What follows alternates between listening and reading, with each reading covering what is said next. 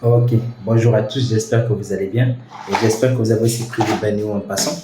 Alors, aujourd'hui, je vais parler d'une thématique assez importante et qui, je pense, va choquer plus d'un. Et je vous déconseille en fait, si vous avez une âme sensible, ne regardez plus le statut, laissez passer, c'est mieux. Et pour ceux qui s'intéressent le plus et pour ceux qui veulent faire divulguer le message, partagez ce que vous connaissez. Parce que j'ai fait un constat actuellement, c'est que nous voyons beaucoup de personnes. Je ne veux pas prendre des jeunes qui sont sous la responsabilité de leurs parents, mais je veux prendre en compte des personnes, par exemple, qui font des cabines, des personnes qui ont des petites activités, des personnes qui ont du boulot, ou bien des personnes, des étudiants qui se battent chaque jour en ayant des activités annexes. Il y a un constat que j'ai fait, c'est que lorsque tu parles à ce genre de personnes, ils leur dis que toi, tu fais déjà une activité. Pourquoi est-ce que tu te fixes pas un objectif plus grand pour faire un truc pour ton pays? Ils vont te dire que non, avoir le capital, c'est trop difficile. Avoir l'argent pour mettre sur pied un projet, c'est trop difficile. Ça demande beaucoup d'argent. Et quand tu demandes beaucoup d'argent, la question c'est combien? Ils vont te dire ça fait 1 million, ça fait 2 millions, ça fait 500 000. D'accord, tu acceptes que c'est beaucoup d'argent. Mais un instant après, tu es surpris lorsque tu scrolles sur Facebook que cette personne est allée à Paris, que cette personne est allée en France, que cette personne est allée en Italie, en Allemagne. Mais toi, tu te poses la question. C'était la même personne qui me disait que mettre sur pied un projet, c'est difficile, ça demande beaucoup d'argent. Et il a pu concentrer ses efforts pour avoir cet argent. Vous allez dire que non, c'est pour avoir une meilleure condition de vie. Moi, je ne suis pas d'accord. Je ne suis pas d'accord. Pourquoi est-ce que j'ai dit ça? Parce que le cerveau humain est conçu de telle sorte que nous puissions avoir ce sur quoi on est le plus concentré. Et nous puissions avoir ce sur quoi on est le plus concentré. Le cerveau humain est conçu comme ça. Donc, il est conçu de telle sorte que nous puissions avoir ce que nous désirons le plus. Et à ce moment-là, il ne veut pas avoir des obstacles. Donc, vous allez voir que la plupart des Congolais, ce qu'ils désirent le plus, c'est quoi? C'est de voyager. C'est de quitter leur terre natale pour aller. Non, là, je ne parle pas des personnes qui vont pour apprendre des choses, venir apprendre ici, pour apprendre et pour venir concevoir. Non. Je parle de ces personnes qui trouvent que c'est plus aisé d'aller vivre en France que de vivre ici. C'est plus aisé d'aller souffrir en France que de dormir dans les rues, que de vivre ici et de bâtir petit à petit son empire ou bien de contribuer à l'évolution du pays. Pour certains, c'est plus facile. Pour certains, c'est plus facile de s'imaginer quitter le pays en collectant beaucoup d'argent qu'on ne trouvait pas pour le projet. Donc pour le projet, c'est difficile. Mais lorsqu'il s'agit par exemple de trouver l'argent pour le visa, trouver l'argent pour le billet, là on trouve facilement de l'argent. Et ça peut sembler insultant, non. Mais c'est juste pour montrer à quel point on manque vraiment de patriotisme dans notre pays. Notre population manque vraiment de patriotisme. Et si ce point-là n'est pas développé et que si on ne montre pas réellement la valeur de notre pays, ce qui va se passer, c'est quoi? C'est que le terrain risque de se vider. Mais les médias qui nous montrent ces personnes qui partent dans la Méditerranée, qui vont se noyer, etc. Ils ne nous montrent pas les Libanais qui traversent, qui viennent dans notre pays. Ils ne nous montrent pas des Français qui viennent dans notre pays, qui s'installent, qui ouvrent des succursales, qui ouvrent des restaurants. On ne nous montre pas ça. On nous montre juste la partie des personnes qui partent se noyer. On nous montre juste l'Afrique médiocre qu'on est. On nous montre juste le Congo médiocre qu'on est. On nous montre juste le Congo qui est un mauvais président. On nous montre juste le Congo qui est sale. Mais on ne nous montre pas le Congo des jeunes entrepreneurs qu'il y a. Parce qu'au quotidien, avec les programmes que je suis, je fréquente constamment des entrepreneurs. Je fréquente constamment des jeunes. Et je me dis, waouh, c'est extraordinaire.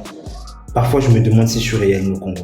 Il y a des personnes qui ont des ambitions et qui voient vraiment le Congo différemment. Et le problème, c'est quoi? C'est que si ces personnes-là ne font que partie de la minorité, la majorité va impacter sur les résultats de la minorité. C'est comme ça. La majorité va impacter sur les résultats de la minorité. Et il faudrait à ce moment-là se dire que si vraiment on n'a pas on n'a pas ce sens-là patriotisme entre nous, ce qui va se passer, c'est quoi? C'est que nous allons continuer à profiter de ce que les autres construisent pour leurs descendants.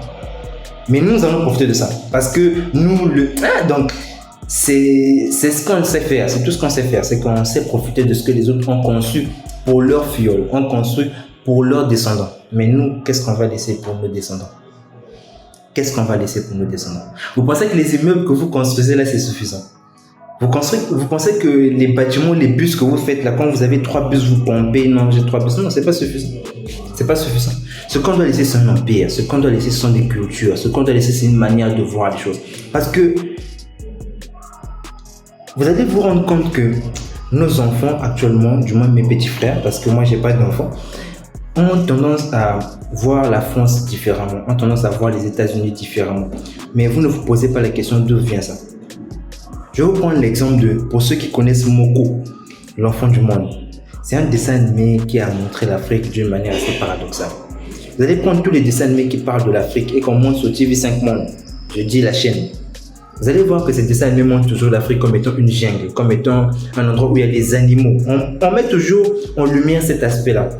On ne met pas en compte le Radisson Blu qu'il y a ici, on ne prend pas en compte les grandes entreprises qui viennent s'installer, on ne prend pas en compte ça. On ne prend pas en compte les beaux restaurants qu'il y a ici, on ne prend pas en compte ça. On montre juste l'Afrique où il y a beaucoup d'animaux, des serpents, jusqu'au point où il y en a qui se trouvent à l'étranger. Si je prends par exemple aux États-Unis, en France, qui sont convaincus qu'ici il n'y a que des arbres. Donc, ils sont convaincus qu'ici il y a beaucoup d'animaux, qu'il n'y a pas d'êtres humains. Ils sont convaincus. Et ça peut faire rire certains, mais c'est vraiment vrai. Pourquoi? Parce qu'on leur montre juste cet aspect-là. Ça, c'est le premier point. Le deuxième point, c'est que j'ai un collaborateur qui a fait un voyage et qui est revenu ici, qui m'a rendu compte de ce qui se passe, du moins comment est-ce qu'on est perçu chez les autres. Et lorsqu'il est arrivé dans ce pays-là, c'était le Ghana principalement, lorsqu'il est arrivé là-bas, on lui posait juste deux questions. Est-ce que tu es congolais? Il disait oui. Et lorsqu'il disait oui, ce qu'on lui demandait de faire, c'est soit de danser, soit de chanter. Parce que pour les autres, tout ce qu'on sait faire, c'est de danser et chanter. C'est tout ce qu'on sait faire. Ça, c'est la perception qu'on donne aux autres. Et si on ne change pas ça, en mettant en lumière d'autres aspects, mais ce qui va se passer, c'est qu'on va se retrouver comme étant une population où les gens ne savent que danser et chanter. Et ce n'est pas le truc le plus louable que possible, je vous assure. Parce que même les artistes qu'on dit qu'ils sont très bons, le malheur c'est quoi? C'est qu'ils sont financés par des entreprises étrangères. Donc ça veut dire qu'on n'est pas en train de prôner nos cultures à nous. Ça veut dire qu'on n'est pas en train de prôner nos valeurs à nous. On est en train de prôner les valeurs de l'Occident. On est en train de prôner les valeurs d'autres pays. Et si nous ne faisons pas en sorte qu'il y ait plusieurs entreprises qui vont financer les artistes, qui vont financer des événements, qui vont financer tout type d'activités, qui vont permettre à ce qu'on puisse faire à travers ça, véhiculer nos cultures, véhiculer notre savoir-faire, je vous assure que c'est mort. Et notre génération va s'éteindre mine de rien. Donc, il faudrait prendre conscience de ça et se rendre compte que c'est à nous de prendre la relève. Voilà pourquoi je t'invite ce samedi 4 mars au siège de la Wake Up Academy afin de partager avec toi comment est-ce qu'on fait de passer à l'idée, à la réalité pour mettre sur pied une entreprise. Et il se peut que toi, tu puisses transformer ta passion en entreprise prospère. Ciao!